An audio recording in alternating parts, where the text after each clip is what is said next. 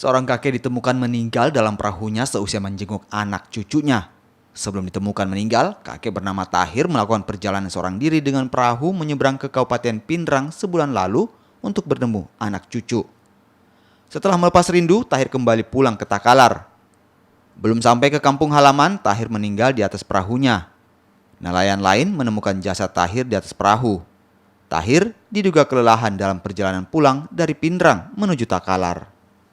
Kabupaten Pindrang.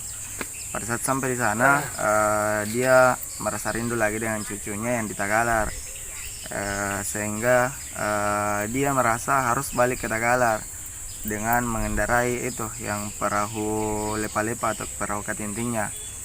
Terus karena dia pergi sore, kemungkinan pada saat di perjalanan sekitar pukul 4 atau 5 pagi, dia mengalami sakit di bagian dada. Akhirnya dia berniat untuk membunyikan mesin, ditambah dengan sakit dada, akhirnya dia jatuh tersungkur dengan Jadi sakit dadanya. meninggal di atas perahu ya, ditemukan. Meninggal di atas perahu. Terus kabar ini diketahui dari mana?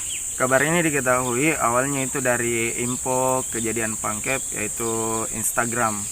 Terus ditelepon oleh Babin Kantipmas dan Babinsa dan Kantipmas bahwasanya ada korban atas nama Tahir Denambung ditemukan di perairan Pangkep. Jasad Tahir ditemukan di perairan Pangkak Jene, Kepulauan Pangkep, Sulawesi Selatan.